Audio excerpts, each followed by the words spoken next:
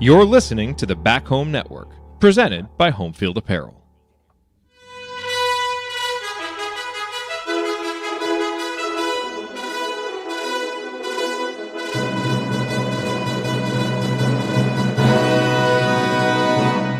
And welcome, Hoosier fans, to a very disappointing episode of the Assembly Call, as today your Indiana Hoosiers lose to the Iowa Hawkeyes by the score of 85-60 in a game that saw a lot of runs, and Indiana only had one, and Iowa had several runs in it in order to get to the 85-60. But Indiana got off to a really slow start, turned the ball over quite a bit, and then seemed to turn things around to take a 28-25 lead and kind of raise your hopes a little bit that, all right, we've righted the ship. We're going to make this a game and see if we can't pull one out at the end. And then all of a sudden, everything just kind of hit the fan with an 18-5 run to end the half, to be down by 10, only to add a 14-5 run in the first 4 minutes of the second half to be down 19, and then to see absolute effort stop at that point for the most part, and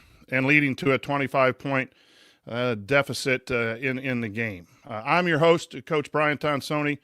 I'm here with Coach Bob Moats. I'm here with Ryan Phillips. We're going to try to break it down for you on this edition of the Assembly Call IU Postgame Show.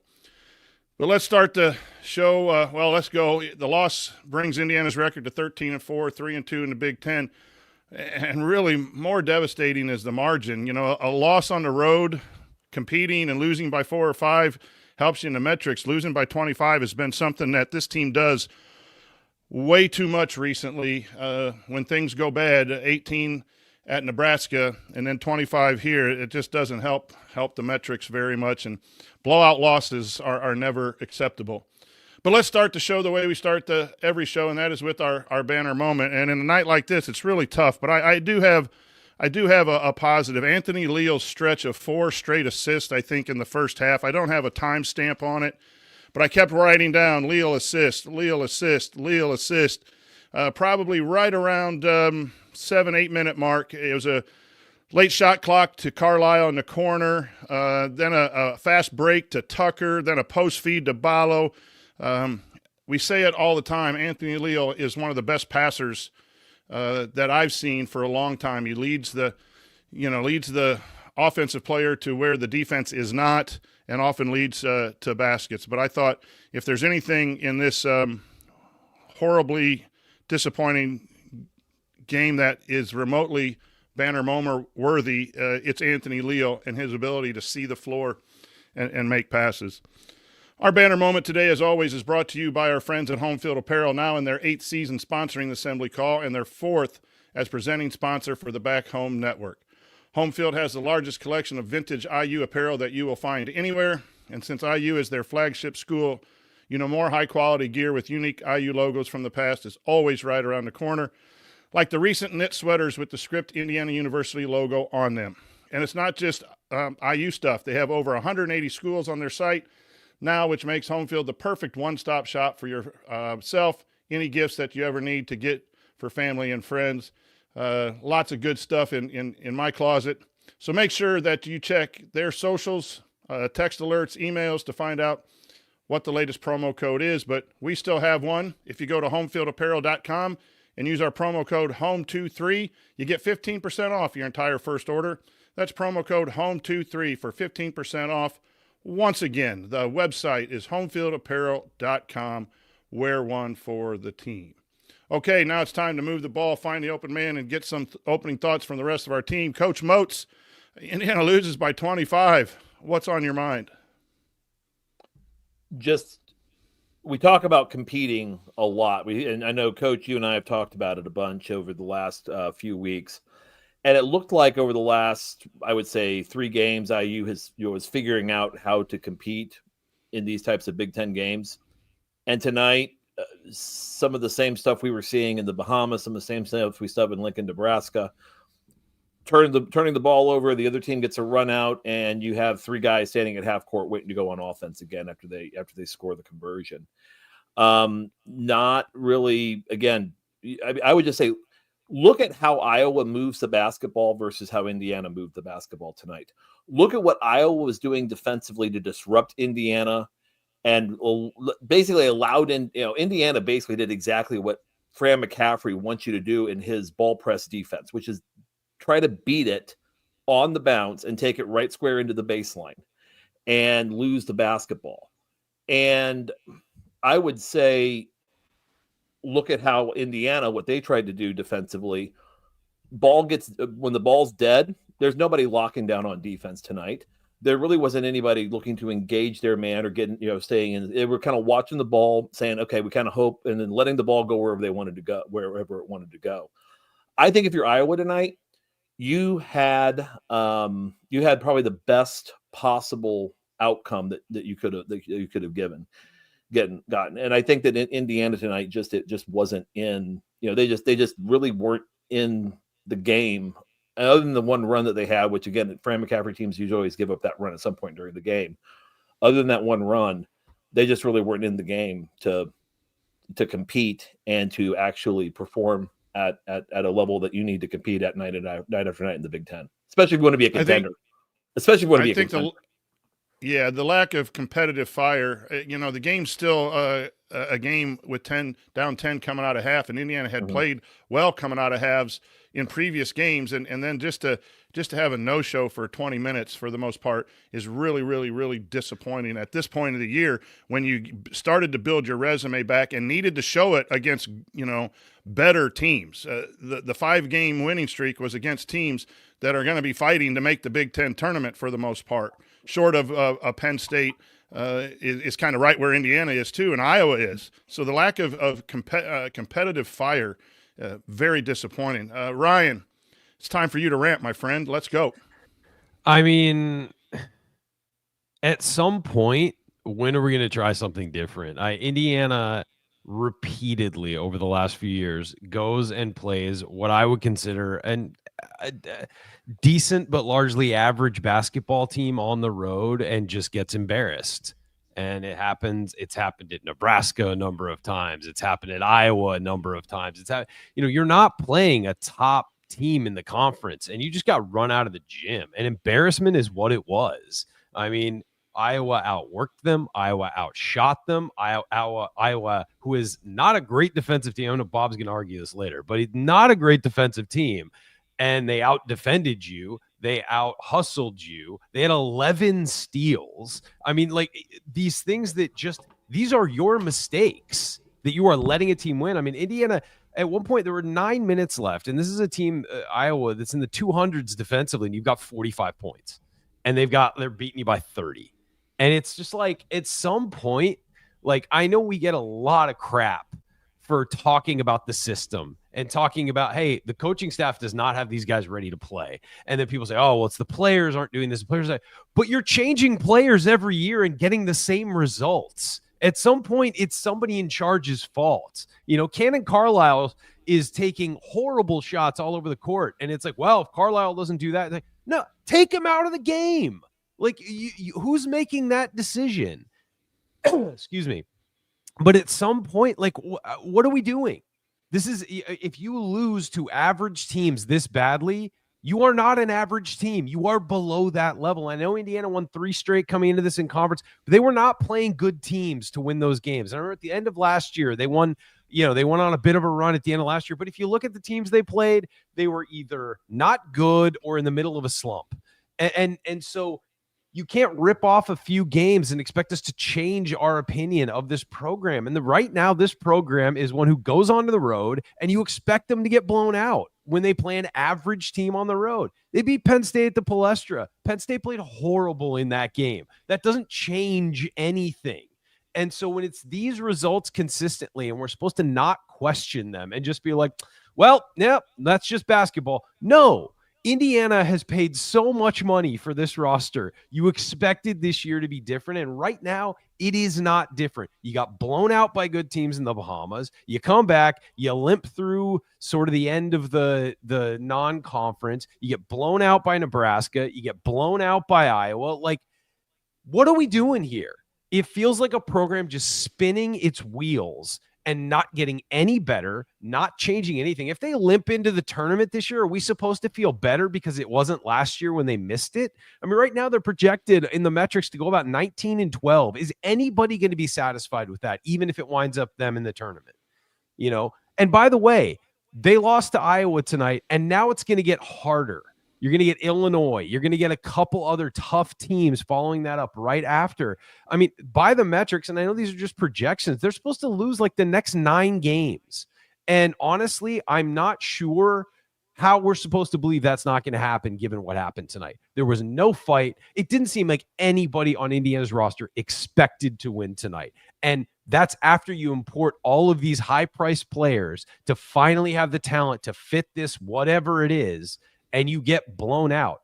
This has to stop at some point. If you can't do it this year, we got to do something different. I'm sorry. It's early in the season to be talking about long-term, but if this continues to happen, you have to change something. This can't go on. And we've been doing it for years. We were doing it for years before Mike Woodson. We can't do this. You're losing the fan base by these performances. And if you look on social media tonight, everybody's like, yeah, this is what I expected. I expected my team that was 4-1 in conference to get blown out by 25 against a middle of the conference team.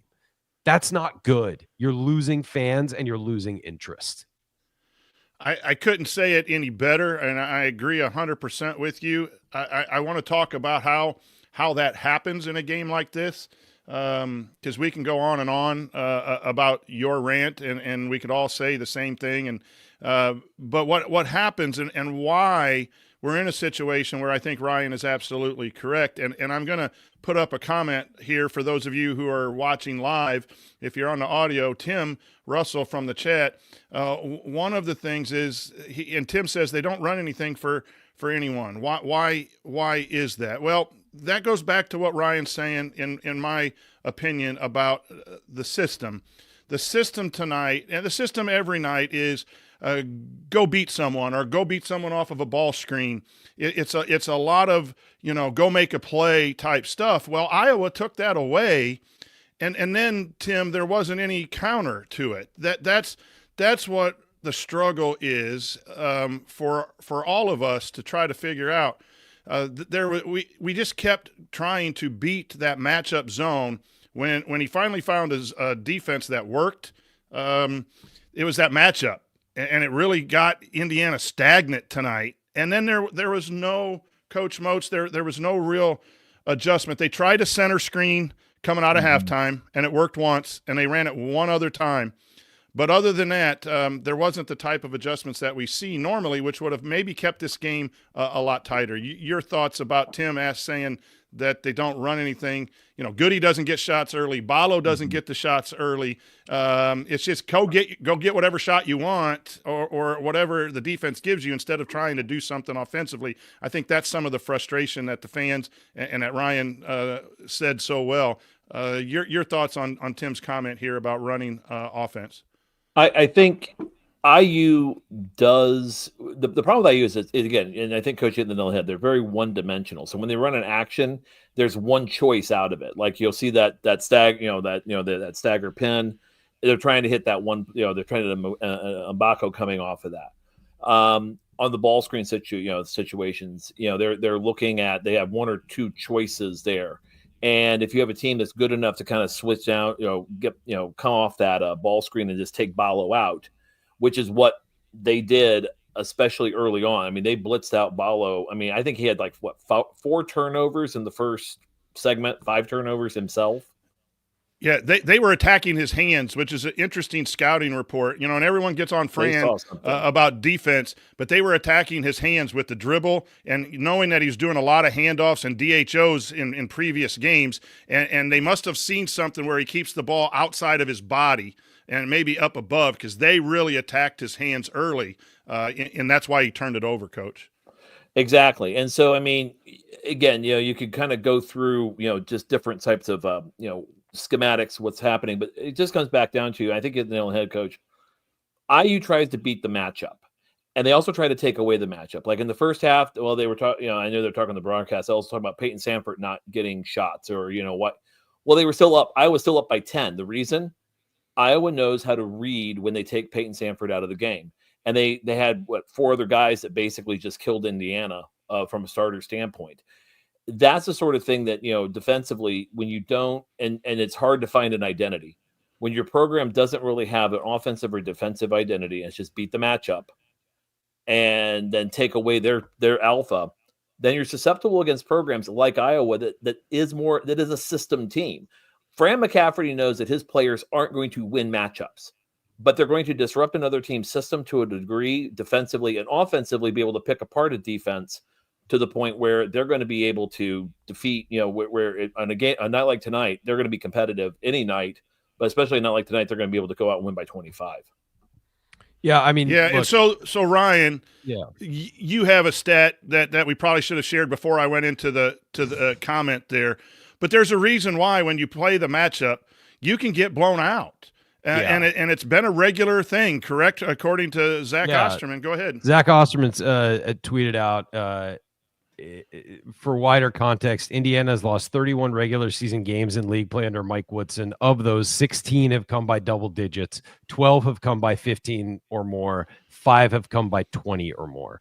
So we're just expecting this at this point. It's just common. It's what happens. It's getting blown out. And we could talk about, I was sort of saying this in our group chat. It's like, we can talk about individual plays or individual strategies or whatever. At some point, you're just not playing good basketball and you don't have a good strategy. And we can talk about, Fran McCafferty countering this or Woodson doing that. But this isn't just this game.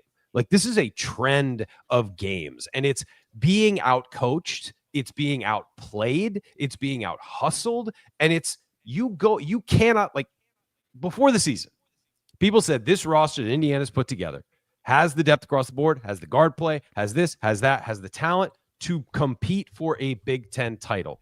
You do not compete for a Big Ten title getting blown out by 25 at Iowa. You don't. Getting blown out by 20 at Nebraska. You lose to Michigan, who's playing real well. You lose on the road to Michigan like that. You chalk it up to say, hey, might have lost that game anyway. We'll regroup.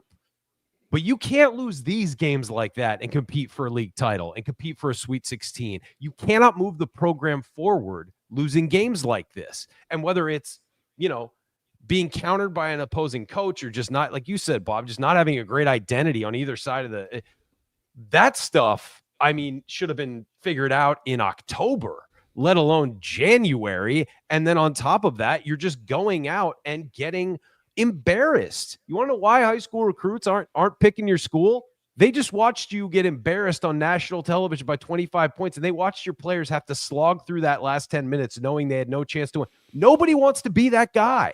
Nobody wants to be on the side losing by 25 in Iowa. It's not a fun town to lose in. It's not a fun town to win in, but at least you feel good flying home with a win. And so that's why this program is where it is. It's nights like tonight. And I would just throw out here that when you think about what one program has to do with NIL, which is, fireworks stands, $1.50 and a burger, and what IU is putting into its program financially, there is a question there that it's like, okay, so how is this happening? I think it's a legit question that Ryan's asking and a legit conclusion that he's coming to. And I can see where basically this fan base is at a point where they're asking this question repeatedly, because this happens more times. And, the stat nails it right on the head that it's almost, again, it's the Roadrunner and Coyote's funny to watch. If you're watching a Looney Tunes episode, it's not funny to watch when you are the Coyote to Fran McCafferty and Fred Hoiberg's Roadrunner night in, night out on the road or at neutral sites. And look, I want to say it's not like Indiana's season's over. I'm not trying to say that. I'm not trying to make any big pronouncements about that, but it's like, how many of us knew this was exactly how this was going to play out? We were talking about it in our text before the game. It's like, is it going to be 20 or is it going to be 10? Is it a good night and it's only a 10-point loss? And it's just like, when it's this predictable, what are we doing? What are we doing? The best you're hoping for is a 10-point loss to Iowa, who's not even a tournament team, right now. And they might be, maybe they put it together and have a good season. But to this point, they just lost to Wisconsin by 30 and they just beat you by 25. I just, at some point, this has got to upset somebody at a higher level at some point, so that there's progress in some way at some point. Blowouts happen, not this regularly. This regularly. That's the point that needs to be discussed and talked about, is when you get a comment from Zach about 16 double-digit losses. I don't know that I've pulled any stats down on anyone else.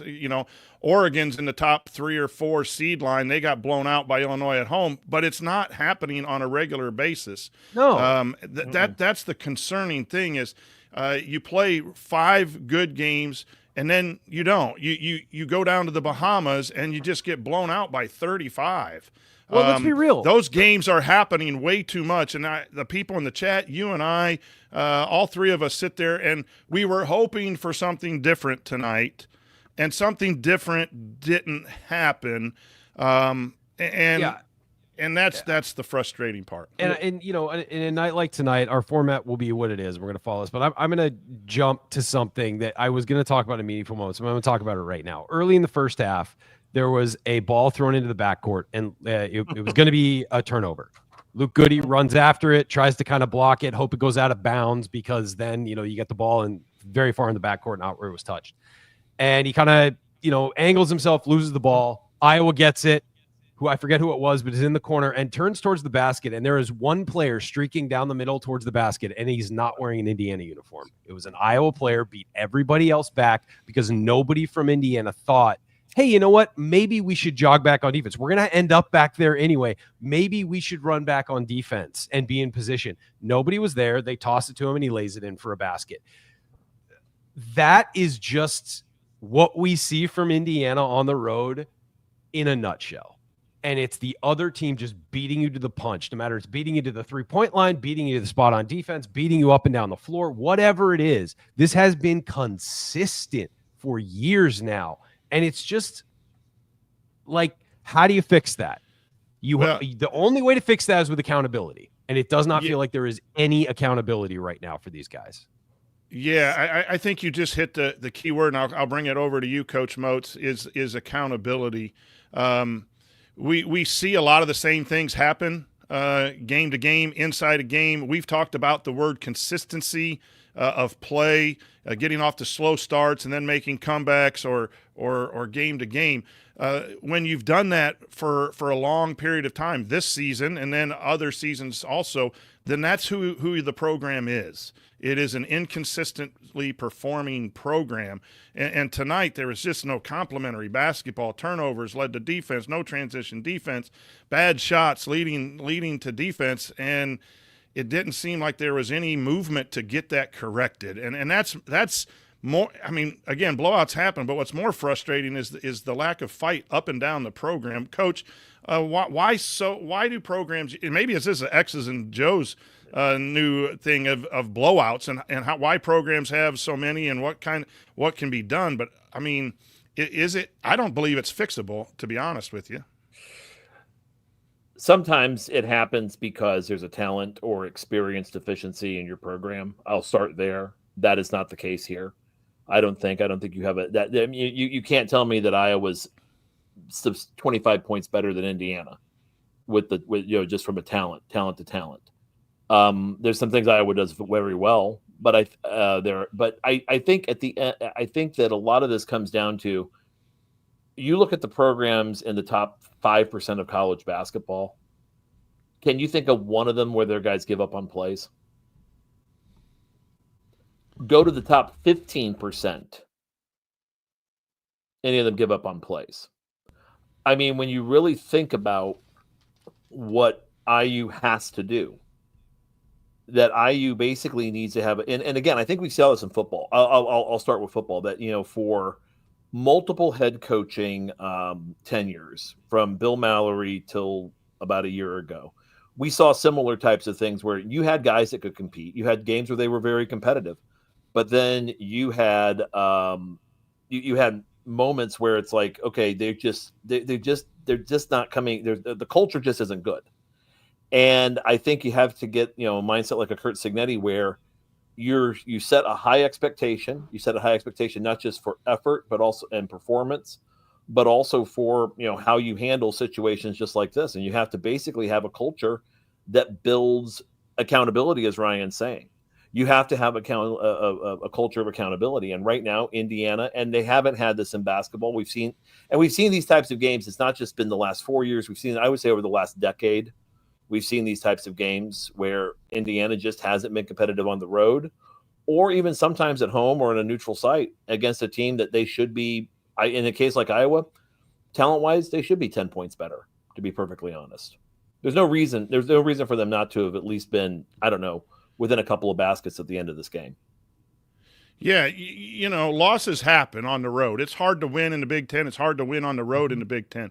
But again, 25 points with a very, very inconsistent effort cannot be acceptable. It just cannot be. And you fell apart literally in the last 10 minutes. You went from, or maybe the last 20. I would really say the last 15. So the last 15 minutes, you completely fell apart, where it just became all individualistic, one on five basketball, and it just wasn't. Yeah.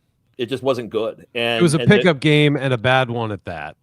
Yes, that is exactly correct. That's a great way to put it. It reminded me of one pass, jack something up, and maybe get back on defense. And that, you got to keep fighting, you got to keep coaching, you got to keep trying to. You can go on runs. I think the game was over probably by the 10-minute mark, to be honest with you. But you can go. That's got to be the point. That's got to be leveled out if Indiana has any chance to keep moving in the right direction. They had a 5-game winning streak. This is one game, but it just keeps reminding us all of that lack of accountability and that inconsistency. But make sure you go to assemblycall.com, subscribe to our free news email newsletter. But coming up, we'll continue the breakdown of Indiana's loss tonight to Iowa. We'll point out some meaningful moments you might have missed, and we'll go inside the numbers to highlight some important stats. You're listening to the Assembly Call. Stick with us.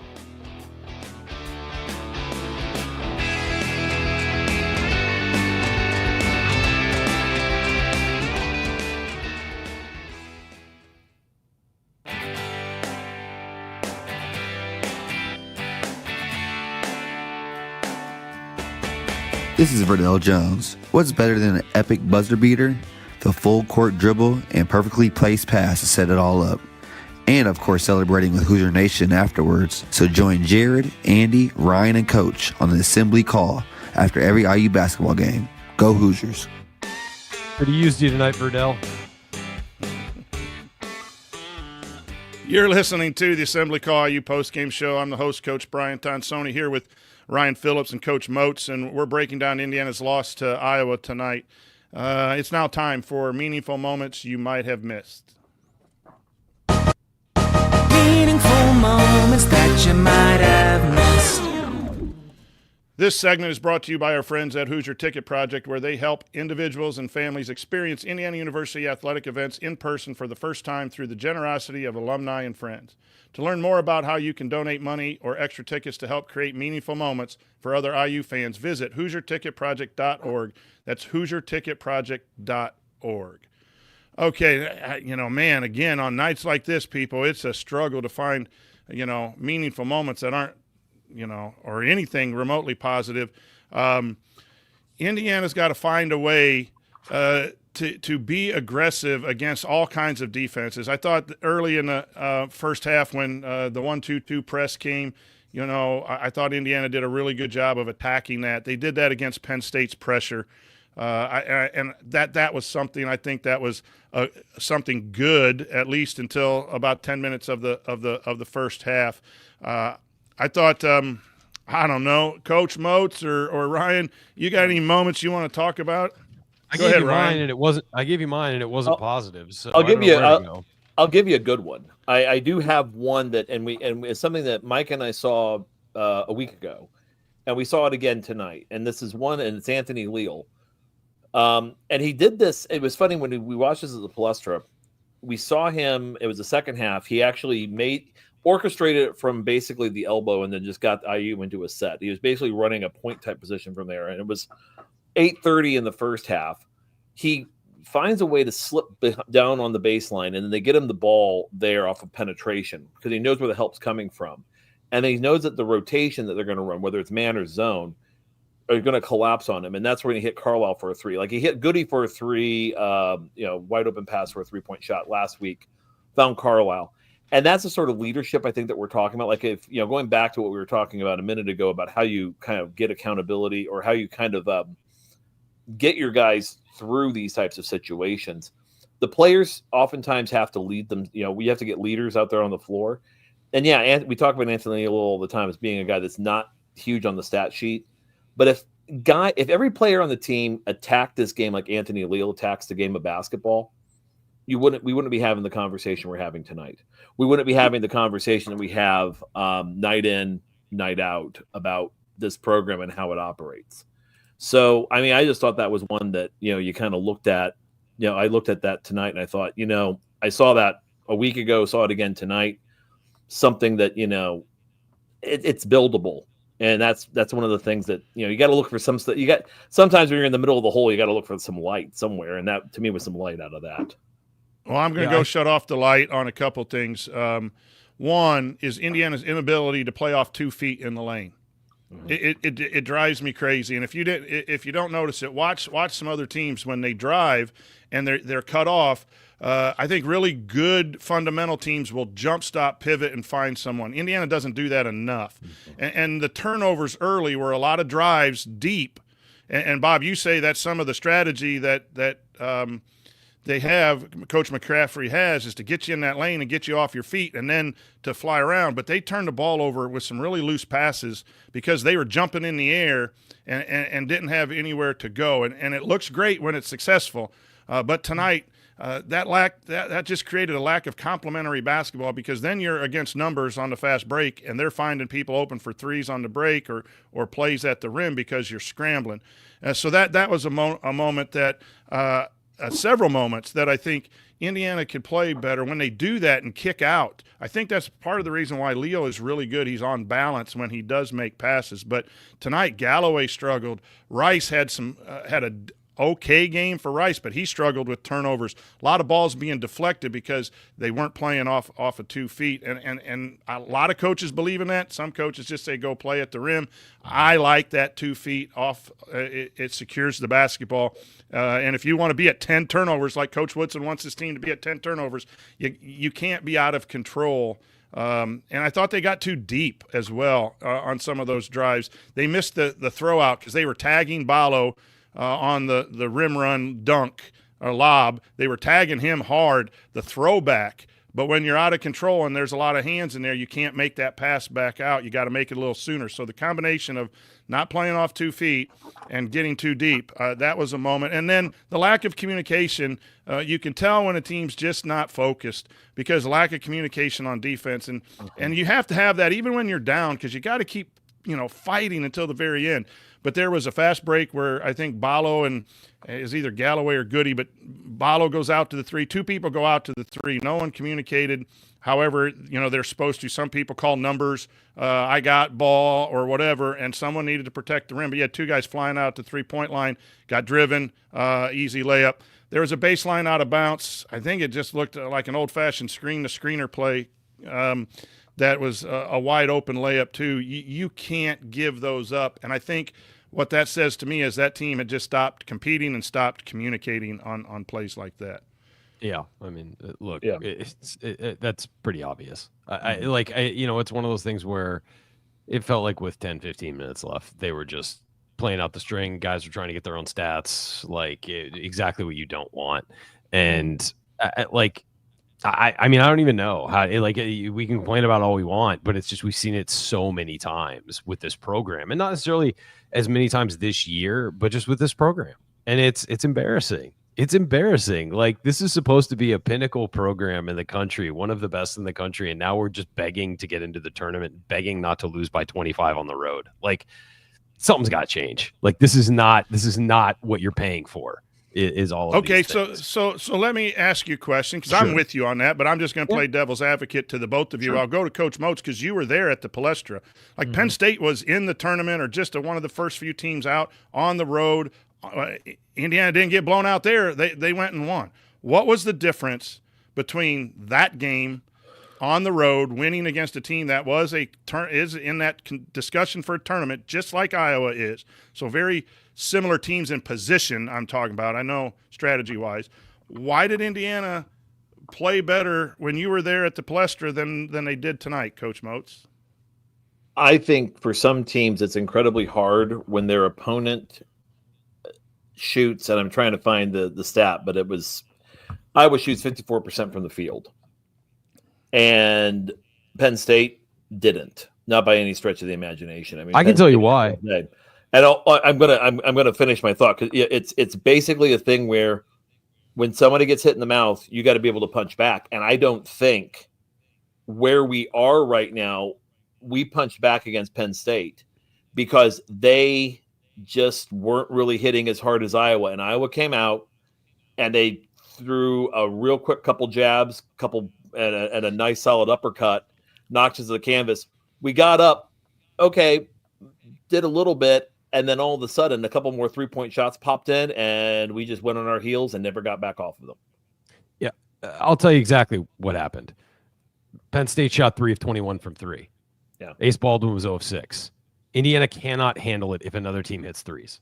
They fall apart. The defense is not built. The system is not built to guard the 3-point line. It was created at a time where nobody shot threes. We've discussed this before. And if another team starts lighting you up, they have no solution to it. They overhelp to get out to 3, which leads to, biting on pump fakes. It leads to scrambled defense. It leads to all those things. Then that opens up driving lanes because you're overplaying the 3-point line.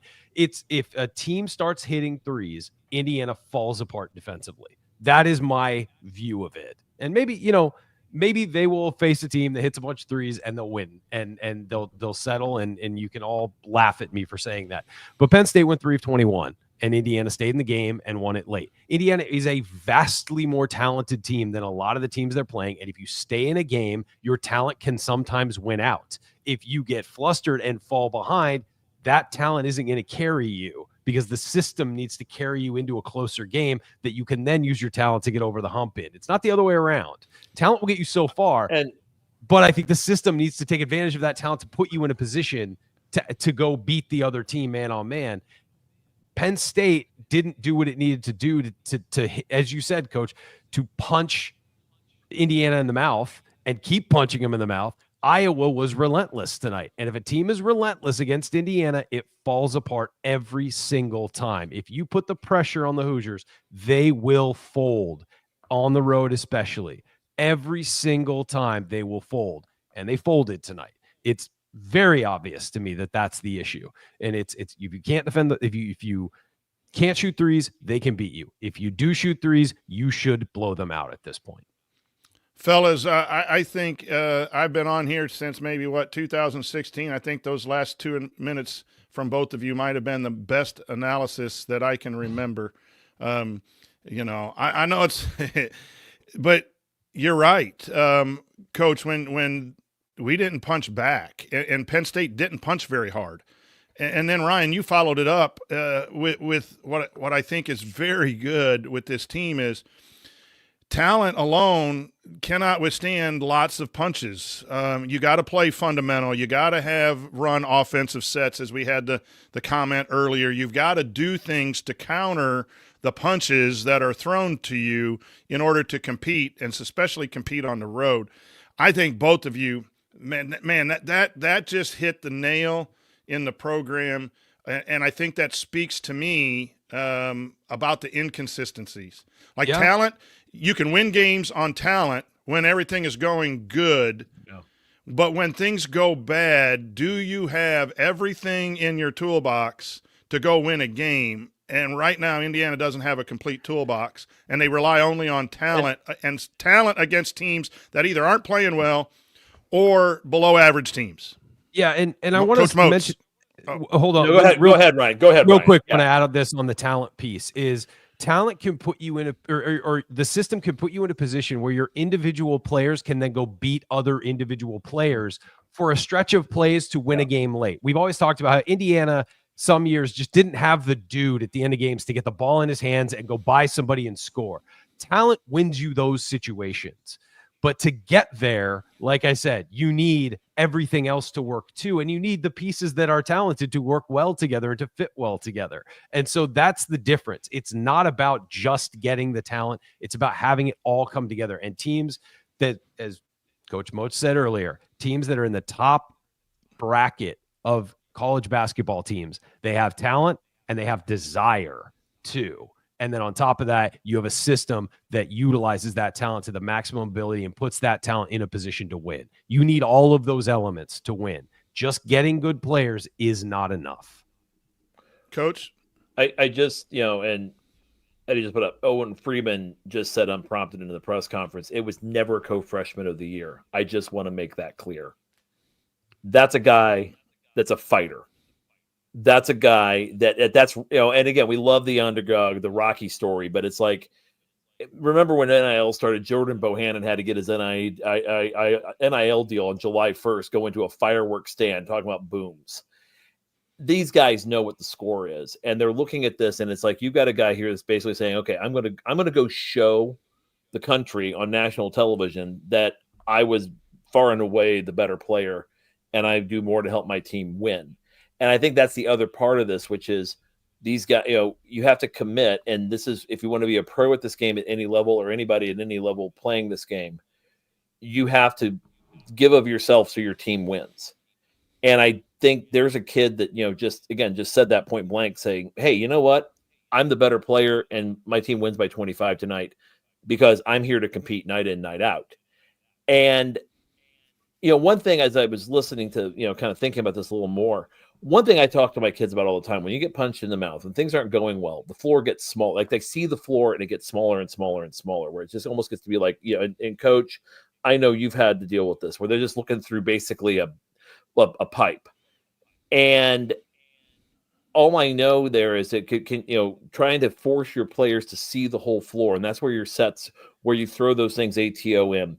You try to get your kids to battle adversity together, not trying to do that 1-on-5, seeing the floor through a very narrow scope where I have to do something. It's like, how are we going to get out of this versus how I'm going to get out of this? And it feels like this was an upside down between the two. And I think, Ryan, when we look at the stats a little bit, right, you'll see that there is some stuff there that I think we can see that when we look at the stats. So you commented on Owen Freeman. He had 16 points tonight, 8 of 13 field goals, 12 rebounds, an assist. He did have 4 turnovers. We had 4 blocks and 3 steals, and was a plus 35 tonight. And so plus 35? Plus 35. So obviously he had a little fight. Maybe he had a lot of fight, and that explains exactly what we were talking about. Those kids had a reason to come out and throw a lot of haymakers, and Indiana didn't do a good job taking them. But it's now time to go back into some more numbers. And this segment is brought to you by Jackson Hewitt Tax Services. If you live in Bloomington or the surrounding areas and you want your taxes done right, contact our friend and Chat Mob Hall of Famer Megan Mahaffey and her team in Bloomington, Bedford, and Martinsville by calling 812-339-3334 or visiting jacksonhewitt.com. Stats. Here's the stat that really, gets me. Bryson Tucker, 11 shot attempts, Kanan Carlisle, 12. And I imagine some of that came when, they played more minutes down the stretch because the game was out of hand. But I will go to a piece of that in the first half. Ballo, Mbako, Goody, and Galloway took 8 shots in the first half. Tucker and Carlisle took 9. Now, they made 4. But there were several quick shots. There were several bad shots in that led to breakouts and fast break points and a 10-point deficit in the first half. I stopped keeping track of those things in the second half. But that stat, again, and I don't know, maybe I'm just focusing on a couple people there. I just – where is the shot selection coming? Where is the system to make sure – in a game where you're getting the haymakers thrown at you, that you get your guys who have won 5 games in a row, getting some looks. And I know Iowa's trying to take them away, but where is the attempt to get Goody some looks, who's hit 3, to get Mbako going? He had a couple bad games.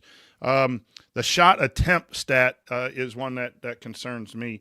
Any thoughts on that, or go ahead and take it to another stat if you want.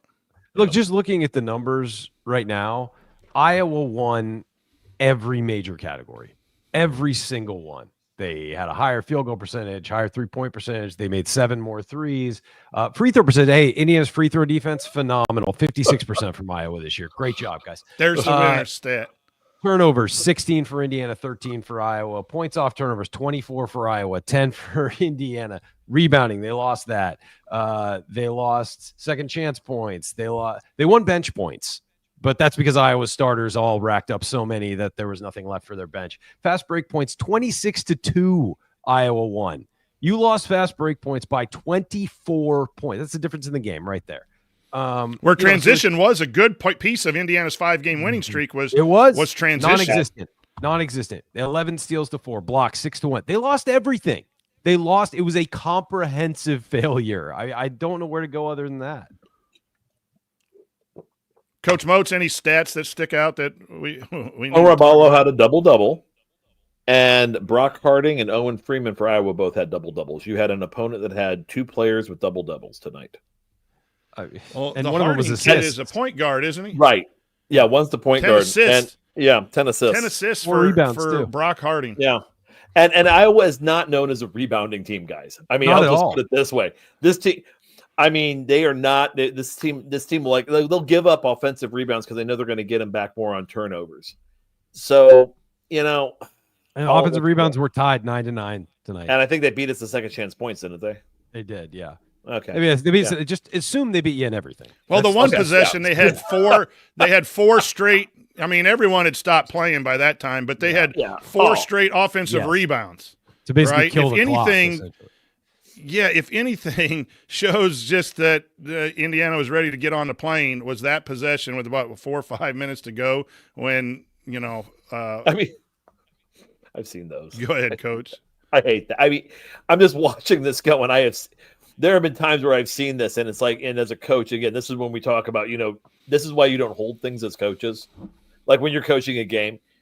But I mean, it was just like watching. It was like watching the French in 1940. I can't describe it as anything else. It's like throwing your hands up and we're done. We're surrendering. It's like collapsed by like the Maginot Line. The Maginot Line. Yeah. No.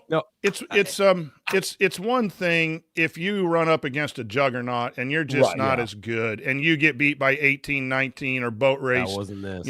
There are programs that, DePaul has had some fight this year, but they've also been blown out a couple times. Well, they're in year 1 and they've only won 3 games last year. You can understand that. At our levels, that happens too when you're going up two levels higher in high school basketball and you end up losing by 20-21 because you just weren't as good. But that's the other frustrating part is I don't think these teams, road or home, are really talented, are that much better than anyone else. Yeah, I think that it's also worth noting that Indiana shot 12.5% from 3 in the second half, shot 32% from – even when it became a blowout, they weren't finding easy baskets or open looks, or hitting open looks. Like usually when a game gets out like 30 points like that, you bring it closer because the other team's kind of given up and letting you, it's getting into an up and down game and you're finding – no, not at all. 6 of 16 on layups. They weren't I don't know, man. I don't know what to tell you. The second half was an absolute offensive disaster, and I mean, it wasn't much better. It wasn't great. Wasn't great on defense either. But for that matter, 0.87 for the game. That's points per possession offensively, and giving up 1.25. 0.18 in the second half. 0.818 in the second half for offensive. I mean, it's just it was the only word I'm coming up for this, and I've said a lot of words tonight, people. I realize I talk too much, but is just comprehensive. It was a comprehensive ass kicking by Iowa and a comprehensive failure for Indiana. As we get ready to move into the next segment, producer Eddie keeps putting these nuggets in the private comments here, and he's got me all discombobulated with this most recent one. But I am going to quote producer Eddie. When Fran is calm, you're having a bad night. I think that can sum up that could sum up this game beautifully. We should have just had him go and have a 2-minute post-game show. Here's producer Eddie. Boom, drop the mic. All I'm going to say is, and I think there's been some talk about, I know that on some like Trilly Donovan's Discord and some other places that, when you look at a coach that this may be looking to retire, I mean, Fran McCaffrey will leave this year with 300 wins more than likely. He's the all-time winningest coach in Iowa history, and he may be ready to say, I'm ready to go spend time watching my son play at Butler for a couple more seasons. This night could not have gone any better for Fran McCaffrey. It was perfect for him. He's right now. He's got his feet up in his house in Iowa City, going, you know what? Life's pretty good right now. He probably has a little glass of wine and a cigar and his feet. I can't imagine Fran up. McCaffrey. What does Fran McCaffrey chill time look like? Like what does that guy do when he chills out? He's got to be a mixed not drink guy. Freaking out is chilling out for him. Is he a beer guy or a mixed drink guy? Do you think? I don't know. Or wine guy? I think beer might be I think Fran might be an aggressive guy on beer. What does he drink to chill? That's what I want to know. But no nuclear Fran tonight. No Fran con. This is I usually don't like Fran, but maybe I need to go chill with Fran a little bit if that. But anyway, we're moving on. We're coming up here on Assembly Call. We're going to try to hand out some game balls and Hoosier Hustle Awards, discuss a lingering question or two if we haven't already, and look ahead to Indiana's upcoming opponent. That's all next here on Assembly Call. Stick with us.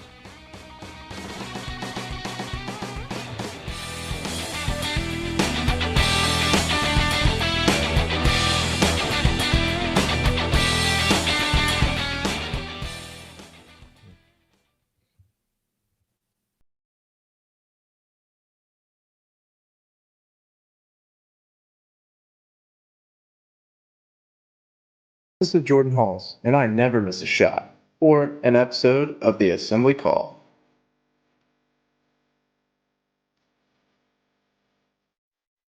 You're listening to the Assembly Call IU postgame show. I'm the coach, Brian Tonsoni. I'm here with Coach Moats and Ryan Phillips. We're breaking down Indiana's loss, devastating, sad, disappointing, horrible, embarrassing loss to the Iowa Hawkeyes tonight by 25 points. But we're going to try to find some positives here for about 2 minutes before we move on to our lingering questions. And we're going to do that by handing out game balls, which are presented by our friends Allie and James at Bloom Environmental. Allie and James want to help you protect your home's air quality, and the best way to do that is to stop water at the source. Voted best of B-Town in basement services for 4 years running, their basement waterproofing and crawl space encapsulation is the best defense your home can have against mold growth and structural damage. Mention Assembly Call and get 10% off your system. Call today for a free estimate. Or if you just want to talk to someone who is just fun to talk to. Like I met Allie last year at the meetup, sat and had some pizza with her and her husband. Just great people. And after a loss like this, I think everyone should just call Allie up and you'll have a better night. Don't wake her up. Don't wake her up. No, wake her up. She'll love it. She's a great, great person. Anyway, you can learn more about their actual Direct your services, lawsuit to Brian Tonsoni, please, not Ryan Phillips. I just want to make that clear as a disclaimer. Thank you. Allie's still up. I'm telling you, Allie's still up. About to go to bed, though. But it's bloomenviro.com. That's bloomenviro.com. Coach Moats, give us your game ball. I'm going to go ahead and I'm just going to say Langdon Hatton. He was he had an offensive rating per KenPom 154. He was 3 for 3 from the field, 8 points, 3 rebounds, 1 assist. Yeah, he committed 3 fouls, but on a night like tonight, 2 steals. 2 steals. And when he came into the game for Ballo, it kind of settled the ship a little bit. So, I mean, on a night like tonight, I'm going to go there. It's Langdon Hatton. Ryan. Anthony Leal.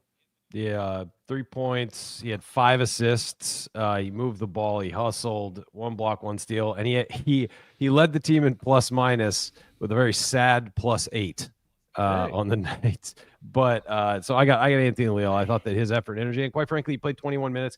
Given the way everybody else was playing, I would have liked to see him play more, frankly. So yeah, I got to give it to him. But yeah, 3 points for a game ball. That might be our lowest total ever. But I'm sticking it with Anthony.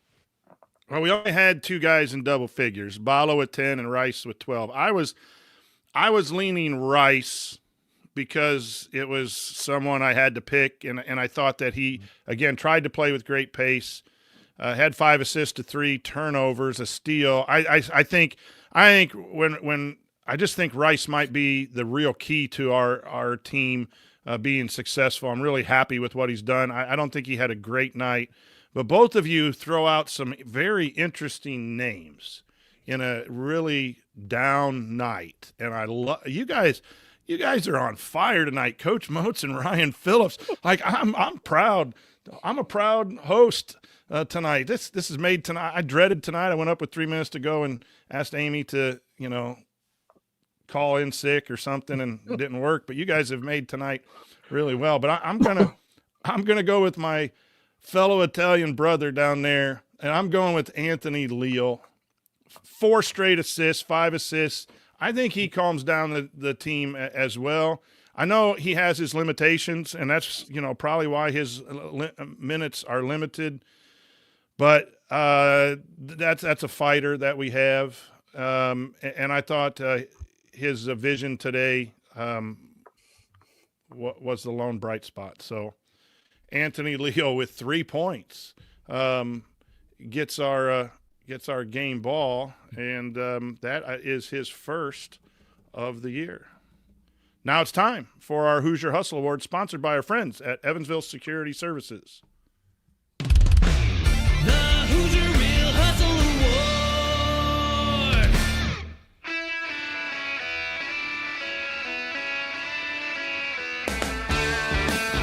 Hi, this is Anthony Leal, reminding you to check out our friends at Evansville Security Services. Based in the hometown of IU legend Calvert Chaney, Evansville Security Services has been providing off-duty police officers to businesses and individuals since 2001. In other words, they're in the business of prevention and peace of mind. And remember, prevention cannot be measured. To learn more about how Evansville Security Services can help you preserve your peace of mind by preventing bad outcomes, visit evansvillesecurityservices.com. That's evansvillesecurityservices.com.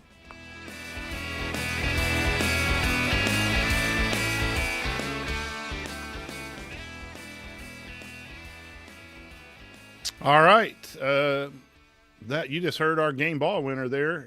Wanting to give out some hustle awards. Ryan, you start off the Hoosier Hustle Award. Oh, praise the Lord, you're on mute. You're still on mute. He's technically on mute. His mic might be off. Did somebody finally cut his mic? It's gone. It's dead. Oh, my. All right, Coach Moats. We finally found.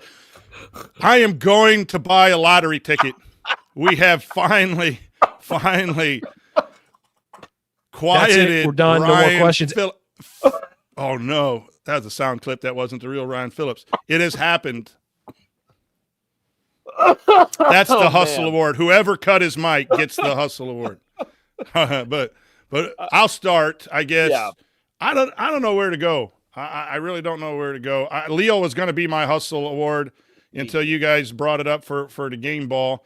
I think I'm going to go Rice just because I think that kid competes. He turned the ball over too much, and got beat defensively some, but I still think he had enough stats in some of the hustle plays, and his pace helps Indiana beat the press and do some things. And I thought there were little small pockets of that tonight more than anyone else. So I'm going to go Miles Rice.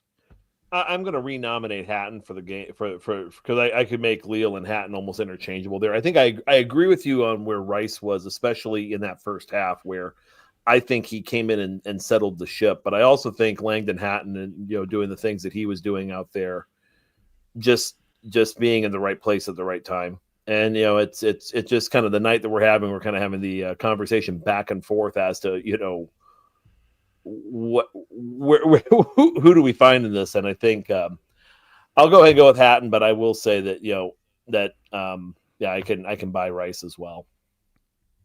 All right, chat mob. Since Ryan had to leave, you could put it in there. Oh, Ryan's back. All right, just in time. We have one vote for Rice and one vote for Hatton. Is this working now? Can you hear me? I can hear. Sadly, yes. Langdon Hatton is my pick. That was the thing. There we go.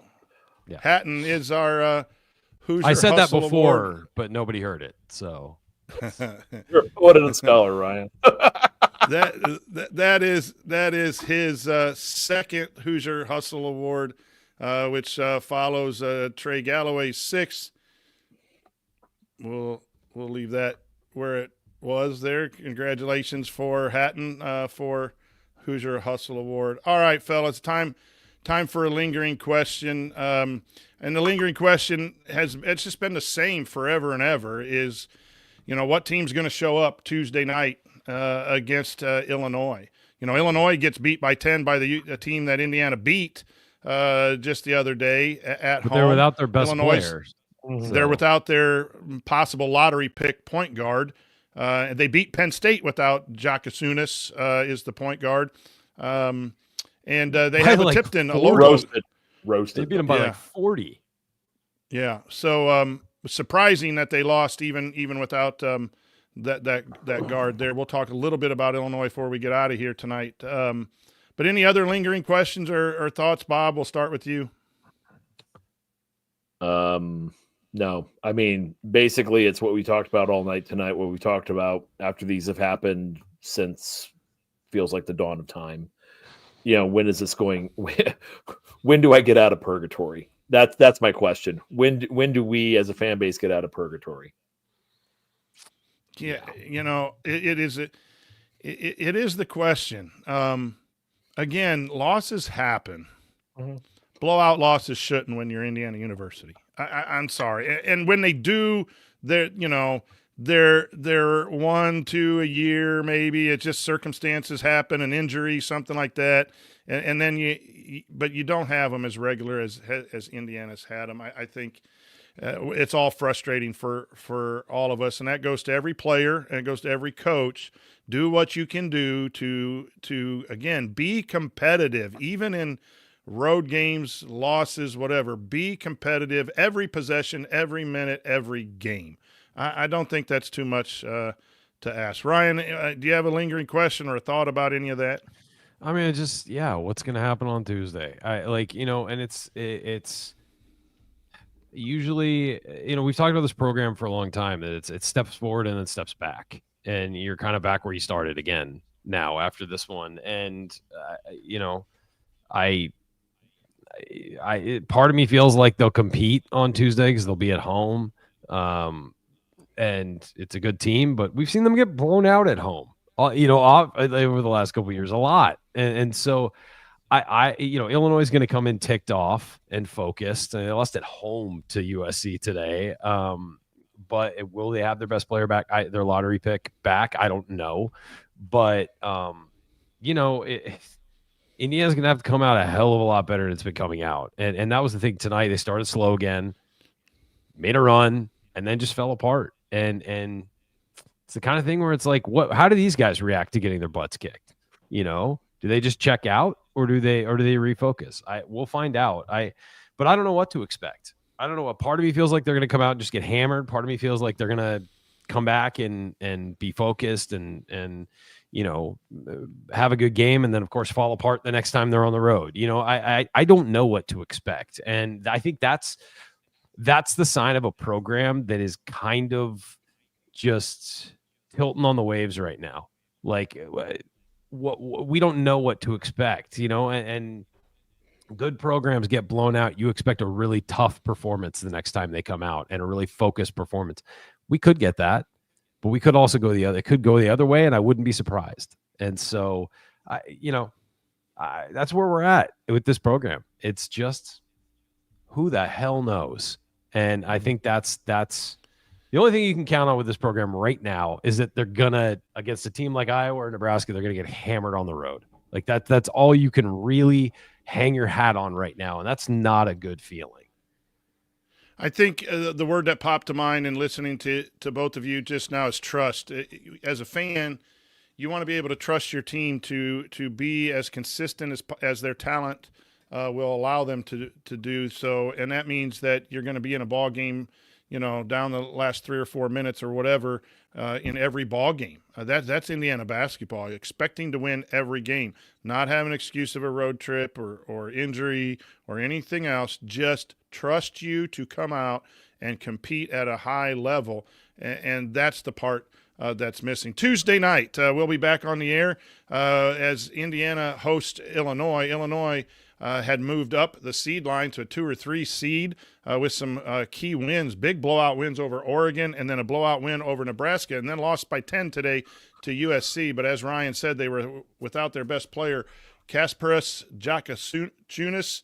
I totally butchered that name, but you'll love watching him play. I've been over to Illinois a couple times to watch Illinois play. He's a 6'6" point guard, really solid. They have a couple Indiana guys. Ben Hummerkaus played at Tipton. I coached against Ben when I was at Western.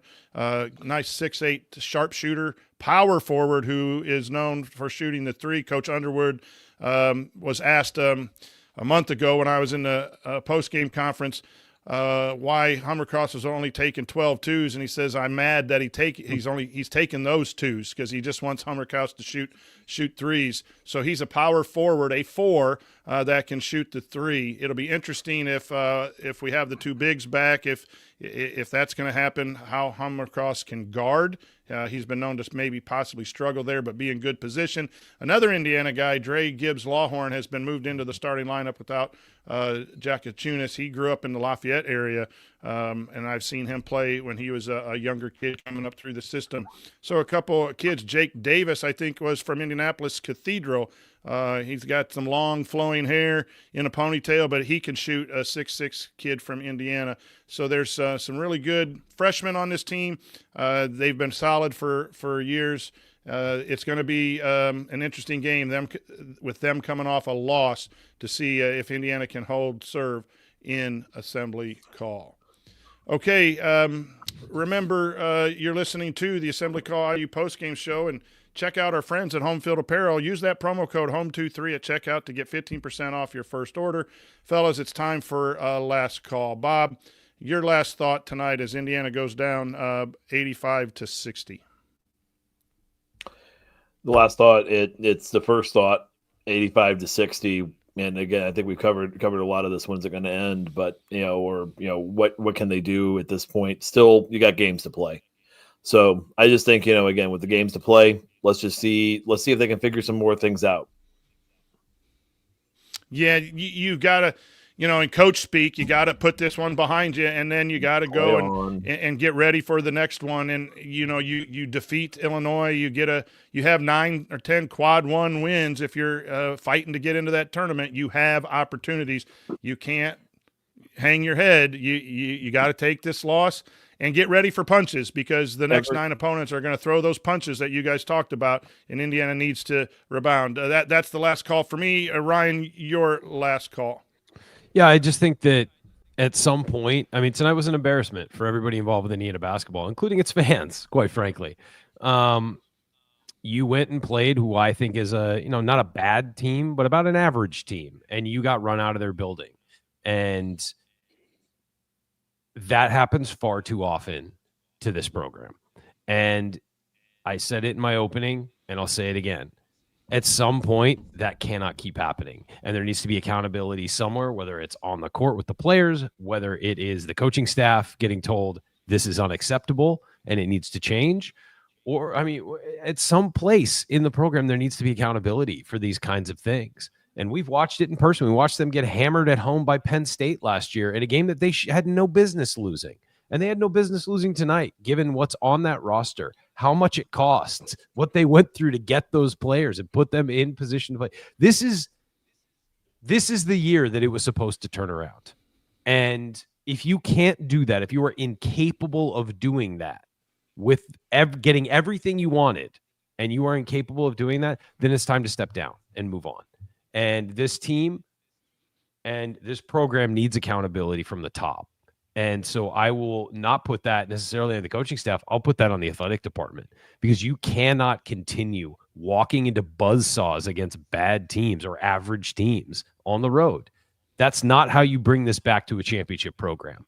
Nights like tonight are how you move further away from being a championship program, not how you get closer to doing it. And so I think that, look, as you guys said, there's a lot of season left. Maybe this is the night that turns it all around. And maybe we are talking in March about how wonderful this run has been. And in a year where the Big Ten looks pretty wide open, maybe you can sneak in and make some things happen. But if you do not compete for a Big Ten title this year, if you do not reach the Sweet 16, then it's time to do something different. And tonight looked like more of the same. And the definition of insanity is continuing to do the same thing over and over and over again and expect a different result. And that's what Indiana basketball has been doing for quite some time.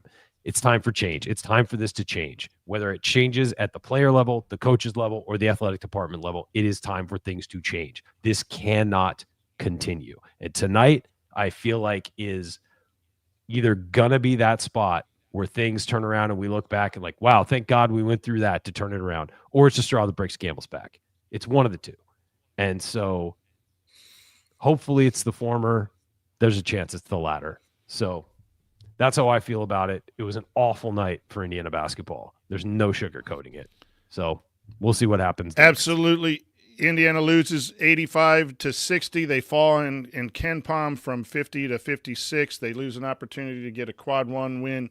And more so is just how it went down more than anything else. But that'll do it for us tonight on the postgame show. If you want to see us do the show live and be part of the live chat, make sure you subscribe to our YouTube channel, youtube.com/assemblycall. Don't forget to go to substack.assemblycall.com to join our free email newsletter.